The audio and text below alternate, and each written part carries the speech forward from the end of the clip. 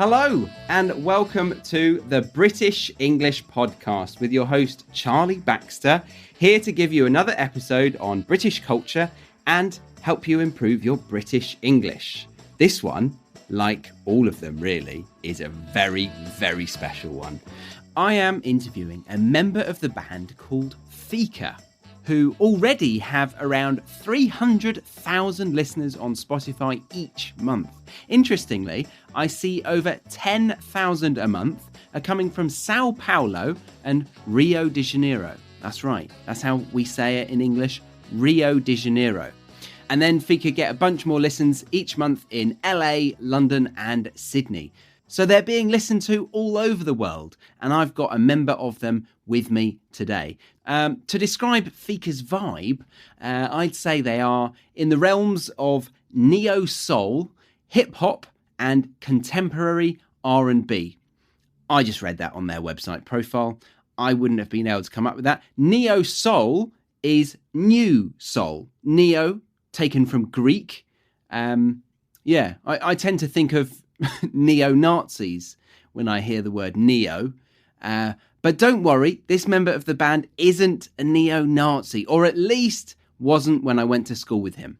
That's right, we go way back. This member of the band, Fika, is called Al Reeves, and he has kindly come on the show for us to talk about British music in general and his journey as a musician and music producer. We touch on the typical instruments we learn at school, why us Brits don't have any rhythm on the dance floor, and why British bands often end up singing in an American accent. So, please welcome a best friend of mine that I met in secondary school, Al Reeves.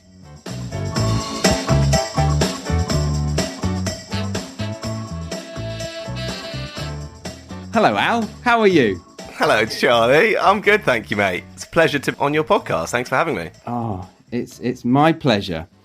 So, you're actually in London. I'm faking it. I'm the host of the British English Podcast, but I'm in Sydney, Australia. You're the real deal. Where are you right now? I know, you're faking it. Yeah, so I'm in South London. So I'm in a little city called Croydon, which is kind of just, South London. But I've lived in South London for the last kind of 5 or 6 years. Yeah. It's a great place to live. And you lived south of London, and now you live in South London, right? That's correct, yeah. So I used to live in a county called Surrey, next to you. We used to live very close to each other, which is about an hour's drive south of kind of London. And then where I'm based now in Croydon, it's only about... well, it's pretty much in London. It's in like just the outskirts, so it's only about 20 minutes out from London. Yeah, and you went to university in Southampton, I think? That's right, yeah, Southampton Uni on the south coast. So you've never lived north of the Thames? No, never. Real southerner. I am, yeah. I've stayed in the same place. You've been all over the place. That's making me feel a bit boring now, actually. No. I have plans. I have plans to live elsewhere. I have plans to live in LA. Oh, interesting. Maybe this is a musician's. No. This would be an actor's dream. Is this a musician's dream to live in LA? I think a lot of musicians do it. I think maybe more now. Well, it's always been a cool place, hasn't it? But there's a lot of artists and musicians in the kind of independent music world who I think who've moved there in recent years, and it just looks fun to be there. So I'd love to maybe like 6 months or something, or a year to live there would be great. I would have thought somewhere like Berlin would be more attractive. Why is LA on the cards for musicians in your area? Yeah, I guess actually, if I'm thinking about it, it's probably more a lot of artists that I like who are maybe up and coming or independent artists are based in LA. I think that's probably more likely. So if I lived there for a while, I could work and collaborate with a lot of other people. Yeah. And I suppose the sunshine wouldn't hurt. It'd be just lovely. Well, I see all these people that I follow just on their stories on Instagram every day, and it just looks glorious. While I hope you are enjoying this episode, I would like to let you know that the doors have officially closed to the British English Podcast Academy.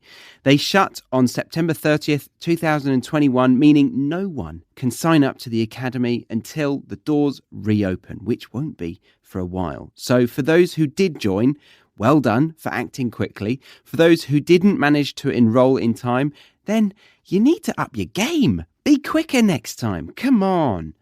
For now, though, head over to the website and join the waiting list to be notified when the Academy reopens. To remind you, the Academy gives you access to the full length of every episode with manually edited transcripts and extended glossaries, and then you also get vocabulary review videos, additional audios, and pronunciation practice exercises along with quizzes, flashcards, writing assignments, and more in the season-based episodes, basically giving you a whole world of learning resources around every episode. And then once you have internalized the content, you get to practice it in the weekly speaking classes that are included in the Academy. And honestly, I'm amazed at how quickly members of the Academy are improving. I think back to their first calls, and compared to now, they have come on so far and sound so natural in their delivery of incredibly colloquial language. So I'm really proud of what they have achieved and would love to see you do the same the next time the doors open. But yeah, sadly, the doors have closed for new sign-ups to the Academy, but head over to the website, thebritishenglishpodcast.com, click on the Academy tab, and you can join the waiting list, and you'll be the first to know when we reopen. And when we do, I recommend you sign up quickly before the doors close again. All right, find the link in the show notes, but enjoy the rest of this episode. Every day of the year. Yeah, but it's 28 degrees, you said, in London right now. That's true. Yeah, it's lovely here. Yeah. LA's come to London. 28 degrees. It's beautiful. There you go. LA in London. Right. So why... London. London. London would have been better, yeah. Yeah. London. Because we do say that, don't we? London, baby. Well, that sounds like someone else's impression of us saying London. Come to London. Yeah, that's true. Yeah. So can you tell everyone your credentials, why I've bothered you and why I think you would be good to talk about British music? I guess I'm kind of like an icon in the UK. I'm only messing. So, well, I guess I've been involved in music for a while. I've been a guitarist, like a session guitarist, playing for other people, recording for other people. I've run my own guitar teaching business for years now, and I run my own artist project. So I've got a band that I'm in called Fika with my friend Sam, and we've been writing and producing music for the last couple of years. Wonderful. Yeah, very nice. And I was saying to Al recently that it's rare that you actually enjoy a friend's artistic creations. Like, you might have a friend that is an artist of some description, but you probably don't consume their art. You just say, oh yeah, you're very talented, well done, but I'm not going to look at that or listen to that. But I listen to Fika most weeks. I really enjoy it. So it's a pleasure to talk about it all and get into it all. So but we're not going to talk about Fika straight away. I thought it'd be quite fun to talk about the stereotypical instruments British people pick up at a young age, and talk about why we choose these instruments. What would you think is the go-to instrument at the beginning? So I guess, yeah, rewinding back to when we were young, when we were in primary school, I think probably the first introduction to playing any sort of instrument is like a recorder, or it was for us. Yeah, a recorder. Amusing instrument. I think I might need you to describe a recorder and use sound effects at the same time. Not the same time, but... A recorder. So a recorder is like a wind instrument, which I don't really know much about, to be honest. I feel like I shouldn't... Well, I don't get excited at the prospect of thinking about recorders, but I think the ones we used to play were probably made of plastic, and they've got holes in. It's like a clarinet. Yes. You blow into it, and then you put your finger over the holes, and it creates different pitches, and you can learn songs like Three Blind Mice and silly little nursery rhymes. So that was probably the beginning, the first things we got introduced to. Although I think now the equivalent, because I used to teach music in some schools a few years back, and I think the equivalent now is ukulele, which is a bit more exciting. So little kids who are like 5 or 6 are starting on ukulele now. Because I taught some for a while. Yeah, way better version. And a ukulele is... A ukulele is, I guess the easiest way to think of it is like it's a really mini guitar with only 4 strings on, and it's kind of got its like stereotypical associations with like Hawaii and like sunshine in Hawaii, someone playing a little ukulele. I can see it now. I can see you in Hawaii now with your kids that you're teaching them. You throw the recorder away. Yeah, get rid of that. There's a really nice version of a song that's come to mind, but it's a song called "Somewhere Over the Rainbow," or "Over the Rainbow," sorry, which your listeners may be familiar with, and it's by this guy who plays ukulele on it. His name's called Israel. Oh, actually, this is going to be a tough one to pronounce. His name is Israel Kamakawiwaolele. That's the best I can do. Very good. But it's this guy from Hawaii who does a cover with a ukulele. It's really beautiful. If you want to hear what a ukulele sounds like, check that out. Yeah. Do you think we can legally put it in this right now?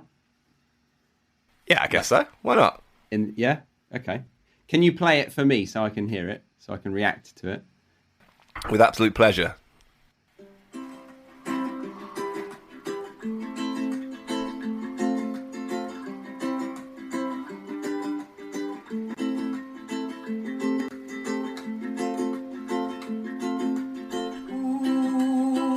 It's beautiful. Oh yeah, just as the voice comes in, it is nice. Yeah, that was good. Okay, so the recorder is no longer the go-to instrument, but the ukulele is quite common now. What about the piano? Yeah. Well, I think loads of the traditional instruments that people have been learning for years, as far as learning like classical music, as opposed to popular styles of music like rock and blues and funk and all that kind of stuff, they're still taught. So people still learn piano, guitar, drums, singing, still taught in schools. Yeah, all that stuff still goes. But I think in recent years, so again, rewinding back to when I used to teach in some schools, there's definitely been a lot of updates in terms of just teaching things which kids are going to be more excited about. So there's like companies now which will go in and like bring like the band experience to school kids, like get one kid on keyboard, one kid on drums, one on bass, one guitar, one singing, and they learn like a simple song by like Bruno Mars or someone famous, and they try and get it together for like an end of term performance. So that kind of stuff is much more common now, which is promising. Yeah, nice. And we've got a lot of content to get through, or questions that I have in mind, so maybe skim over this. But do you have an idea of the average percentage of students that will try an instrument in a classroom? Like, is everyone trying an instrument now? And no, I'd still say it's the minority, but I think that's because it's not presented in an exciting enough way. I think the reason why most people, we could talk about this for hours. We'll probably keep this brief, but I think the reason why most kids don't get excited about it is because they're not inspired in the first place, because there's not much funding that goes into arts in schools and that kind of thing. Okay, not much funding going into the arts. Yeah, okay. But it's looking optimistic, like we just said. Things are looking better, so. Everything's positive. There we go. We're living in a wonderful, wonderful world.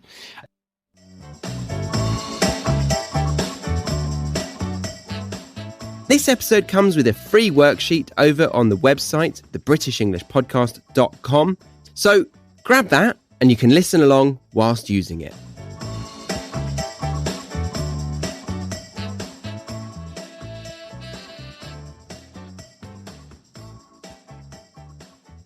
And Three Blind Mice. What's that? Three Blind Mice. I don't know what the origins of that song are. It must be some old English folk song. I have no idea. Three blind mice. Other countries must learn that as well. I don't know. There's many things that I assumed are like globally accepted, but I've been surprised that no one knows what I'm talking about. Yeah, sometimes. Maybe it is just British. Well, the other one that comes to mind is London Bridge is Falling Down. That's another old classic. Yeah, maybe some rivals or some countries that we've reigned over far too menacingly might sing that joy. Absolutely. Falling down. Horrible memories of the British Empire. Let it burn. Three Blind Mice is an English language nursery rhyme and musical round. So yeah, it might just be in English cultures. Okay, so yeah, very strange for me why that became so popular, but there it is. Ukulele, yeah, recorders, okay. Well, I actually want to know when you started to get interested in music and particularly instruments. So I didn't actually start learning. So I started learning on guitar as my first instrument, but I didn't start learning until fairly late for a lot of musicians. I think I started at about 15 or 16 because I'd always been into music. My parents raised me on good music and stuff, but I think my mate Rob, Rob James, friend of ours from school, he played guitar, and my brother's friend Simon Bailey played guitar. Shout out to Simon Bailey. And I think those two guys kind of influenced me, and I got inspired by them. So that was kind of the beginning, I think. Also, it was around the same sort of time that School of Rock, that Jack Black film, came out. Ah. And I think it just got me... An American film, but very popular in the UK, or at least amongst our friends, yeah. Great film. I'd say it was around that kind of time, 15, 16, yeah. I remember that. You said an interesting thing there, though, that you were raised on good music. I don't think I was. I don't think my parents really understood music. They probably preferred silence rather than music. But what is good music in your eyes, and perhaps your parents' eyes as well? Yeah, I mean, I guess all music is subjective, or art is subjective. But, so yeah, when I grew up, my parents were into and were always playing Michael Jackson, Stevie Wonder, Prince, the Beatles, the Rolling Stones, funk acts like Sly and the Family Stone, Chic, all sorts of good stuff. Yeah, that's just a... And this is a mixture of American and English music? Yeah. Anywhere else? Don't think so. I think mainly most of the stuff they loved was from England and America. And then as I got into that stuff, I then listened to more and branched out and started learning about other bits. So I'm pleased that my parents raised me on that stuff. Go with that. So where did you go to after enjoying American and English music? To be fair, I say I broadened my horizons, not necessarily... Well, actually, no, it's kind of true. I mean, I'm not like an expert on music from different parts of the world. I think 95% of the stuff I've been influenced by and I'm into and I make is from British and American influenced music. But just, I guess, being open and your ear, or I guess musicians, when they refer to their ear, they mean the way that they hear music or the sort of things that they're into when they're listening to music. So your ear sort of matures the more you develop as a musician. So you start being interested in different sounds and different genres of music and different things that you might otherwise not have been into previously. Or you might have listened to it when you were younger. For example, I didn't like jazz at all when I was younger. I just thought it sounded like chaos. I was like, what on earth is going on here? But then when I studied music and I got a bit more into it and I was surrounded by other people who were into different genres, yeah, your mind is opened up and you end up hearing exactly the same music but interpreting it differently and now liking it. And yeah, it's quite an interesting process for the brain. Definitely. I've always liked jazz, and I was very upset to hear a podcaster that I respect greatly dissing a type of jazz. I think it was smooth jazz. Smooth jazz known in the music industry as, like, not very skillful?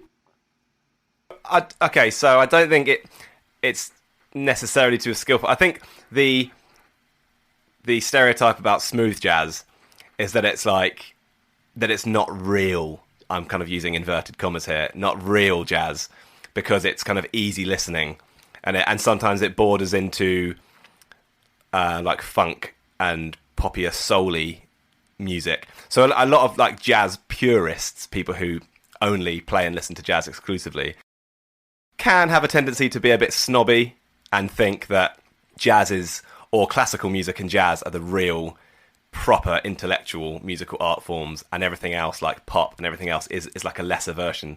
So I think in a similar way, that's a broad stereotype, by the way, not everyone thinks that, but that still kind of persists today. And so for smooth jazz, it's the same thing. Often smooth jazz is the sort of thing you might hear in an elevator or like having a drink in a bar, and it's just kind of in the background with some little saxophones and trumpets going away in the background. You're not really paying attention. It's just nonsense in the background. Do you know what I mean? Yeah, it's a stereotype that's so true, even to this day. But I love a bit of lift music. Oh, it's relaxing. That's why they have it on the phone call whilst you're waiting and in the lift. Yeah. Although that's often Actually, maybe I'm really still doing badly. Like the volume is really bad normally on those phone calls. Yeah, yeah, way too loud.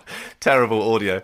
I'm doing a bit of a disservice though, because there are some amazing musicians and stuff who play smooth jazz, and they'd probably not be happy with what I've just said. Well, I'm trying to fight their corner because I was upset that this person was dissing it. I like it, but he was saying that there are two artists that come to mind. Boring, and I was like, oh, I'm boring, am I? Sorry. Yeah, judging me now. There are two artists that come to mind. I don't know if these guys are strictly smooth jazz, but one is a guitarist called Lee Ritenour, and the other is a multi-instrumentalist called Brian Culbertson.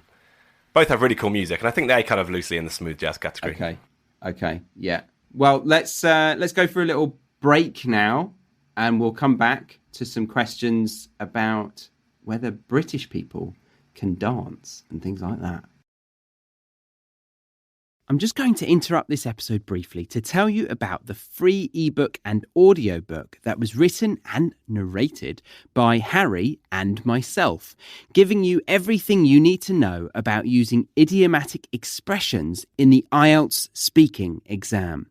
This audiobook runs for 45 minutes, and we've had an overwhelming amount of emails thanking us for this amazing free gift, which you can find in the show notes of this episode, or head over to the britishenglishpodcast.com, and then you can scroll down the homepage until you see the free resources. And that is where you'll be able to get your hands on 45 minutes of incredibly valuable teaching resources. And we made this as we've created an online IELTS speaking course that has actually been on the back burner for a while now, meaning not the main focus for us or lower on the list of priorities. But I've decided to take it in a new direction with fortnightly IELTS workshops, and I will also be updating the content in the course in the coming weeks. So if you wanted to get yourself an affordable IELTS preparation course, then do it now before the price increase along with the update. Again, you can find this in the show notes or over at thebritishenglishpodcast.com. Okay, we're back, and Al, let's get into it. What do you think? Do Brits have rhythm? Can we dance? Some of us can. I'm not sure if I can. I wouldn't really class myself as a great dancer. I'm into music. I've got a good rhythm, but I don't feel that confident as a dancer. I think that it's probably because the looser stereotype of British people is that we're a bit kind of boring and sensible and polite and stiff upper lip and don't express your emotions too much, and don't dance, just stay a bit more sensible. You know what I mean? That the other stereotypes of British people are we're never the crazy outlandish ones. We're the Hugh Grant on like films, the polite, introverted person. You can't imagine Hugh Grant breaking out into dance. Yeah, I see your point. Although, if we go like really posh, I feel like they know what they're doing with the ballroom dancing and all of those formal dances.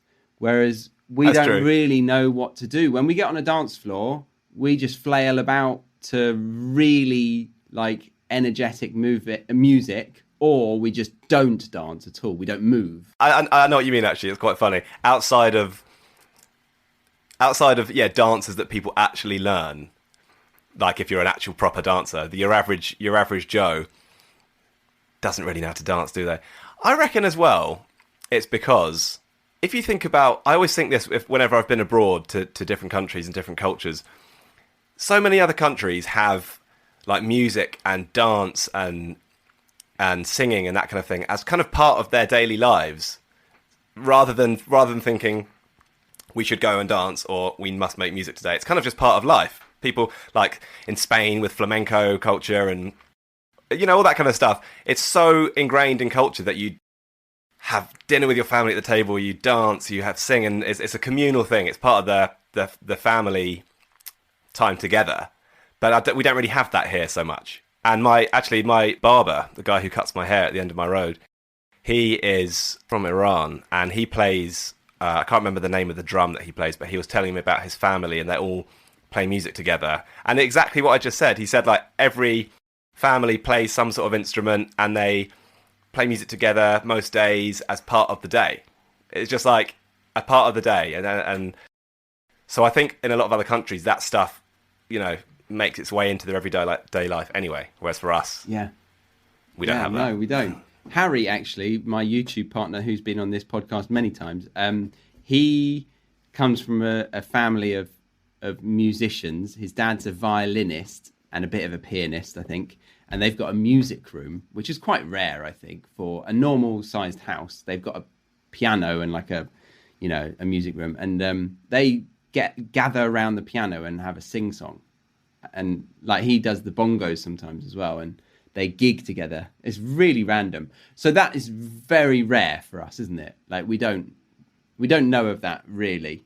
No, although it's making me think that is, I think quite a lot of people, well, depending if you can afford a piano because they're not cheap, have pianos in their houses or a keyboard. That's quite often something you see, or people who, if they're trying to teach their kids or their kids are learning, they'll have a piano in the living room. But would they have the confidence to gather around the piano and, you know, sing until their hearts content? Not necessarily. Yeah, not unless one person happens to be a proficient musician or a singer, or they do that for their job or something. Yeah, it's not very common. Yeah. It's a shame. It is a shame. Yeah. And I think you hit the nail on the head with the reason why we don't have rhythm, or we don't necessarily know how to dance.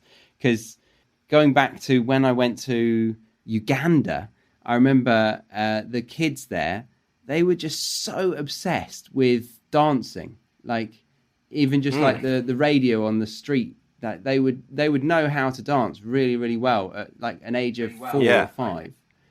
A great rhythm. Yeah. And then I remember as well, just one more thing which just came to my mind. When I was at university and I was writing my dissertation, I was writing it on the topic of like the origins of music. You know, why is music seemingly such a universal behavior trait and interest for humans?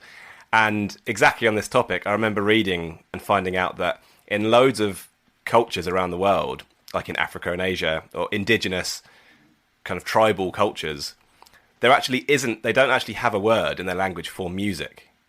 I can't give you any specific examples. I just remember reading this. I can't remember whereabouts, but lots of cultures don't actually have a word for music because it's not just one separate entity which you go and do. It's within the day. It's within the activities that you do in a family, which is interesting. Very, very interesting. So it's like labeling life as a noun. I mean, you can. Yeah. Well, it's like, I guess, I'm trying to think of an analogy. It's like if we say socializing, that encompasses meeting people, going for drinks or doing something social together. I guess it might be the same. Yeah, interesting. Yeah, it is. Okay. What instrument would give you the most street cred nowadays in the UK? And can you explain street cred? Street cred is, I'm trying to think of words which don't use other phrases. Street cred is just being cool, really, isn't it? It's having a hobby or doing something cool for your job or your life or whatever it is that just gives you respect for being cool. Pretty much, right? Yeah. And what would you say that is? Is it the guitar still? Yeah, I don't know. So that's an interesting question because that's changed a lot. There's less bands and like traditional bands in the sense of a singer, a guitarist, a bass player, a drummer, a keyboard player. There's less bands in the mainstream pop music world, i.e. the music that we hear on like the main radio stations around the world. There's less of them now, and so as a result there are less people buying guitars and people learning guitars or learning how to play guitar or things that would traditionally be in like a band setting. Although having said that, apparently Taylor Swift changed this, and when Taylor Swift became famous there were more acoustic guitar sales, especially among women and girls, than there have ever been before, which was quite interesting. Wow. Surely Ed Sheeran has helped that as well. I think the same thing happened with Ed Sheeran. So maybe the Taylor Swift thing was more specifically for girls than for women, and she had her own like signature pink guitar. But yeah, so aside from that, maybe music production is kind of the new thing which people are getting on board with from a young age, basically, because you can create and produce your own music from your own laptop, from your own home now, and you can make unbelievable music without having to use anything else, which is kind of crazy. And loads of people do that now. And that's what is that instrument? I mean, the digital pads. What are they called? So there's I know what you mean. You can get equipment which you can kind of hit buttons and pads. You can pre-program sounds or notes or whatever you want, any kind of sound, and you can program it to certain pads which you can then hit, and then it recreates that sound. So you can use that to create drum beats, or we could record our voice and then you could press the button and you'd hear the voice back. You can kind of program it to whatever you want. You could hear the voice back. You can hear the voice back. Yeah, you can listen back to yourself. You could program this whole podcast.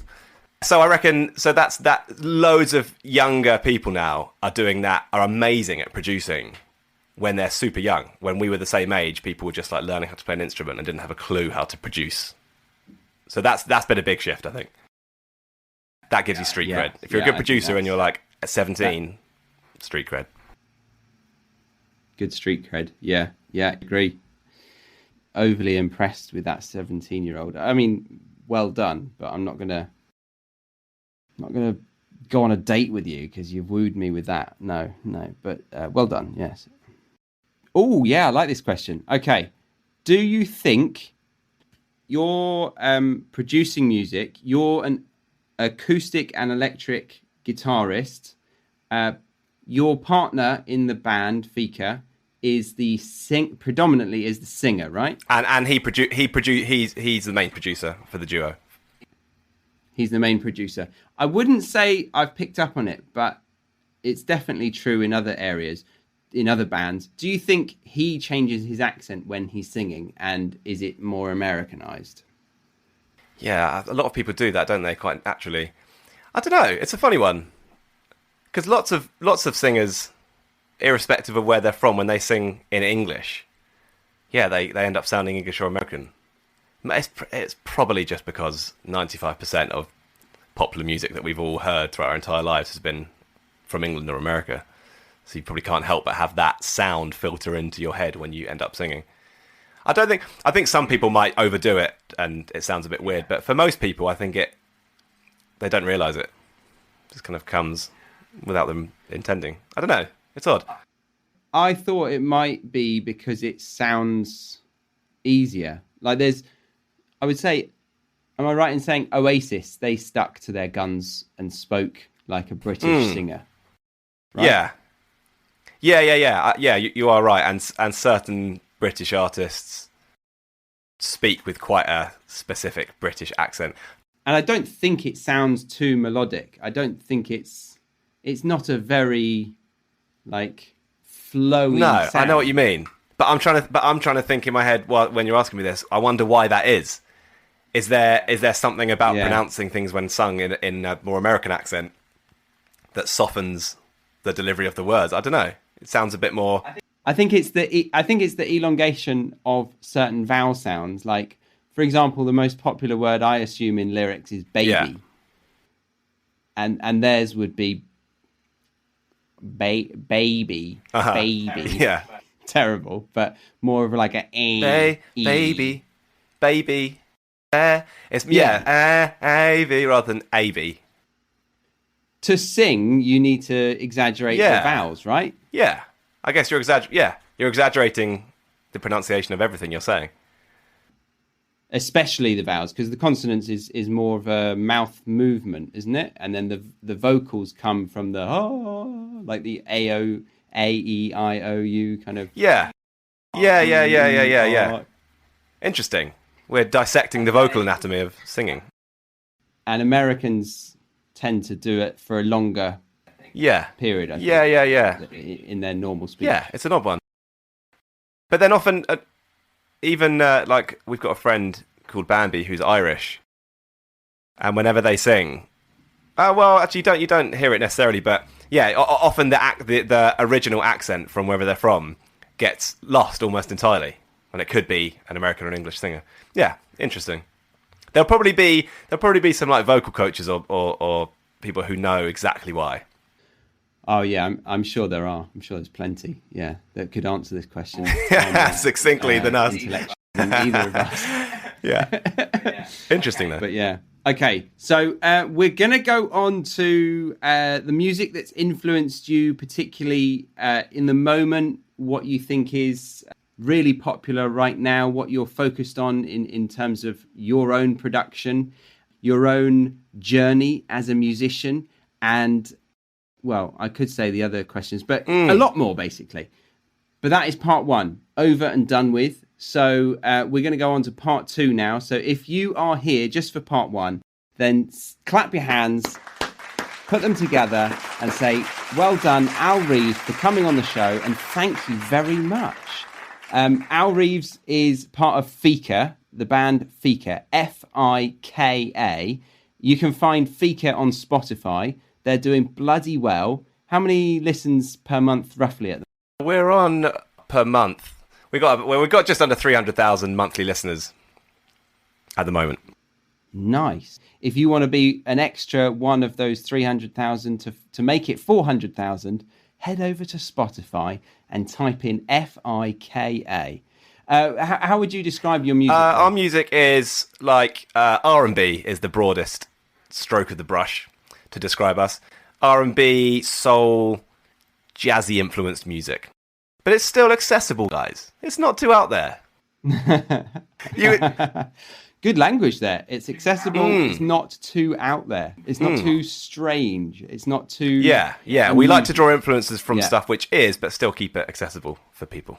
Really nice. Yeah. So check out Fika. Thank you very much, Al. But we will continue the conversation in part two. If you're here for part one, thank you and see you next week. Bye, guys. Thanks for listening.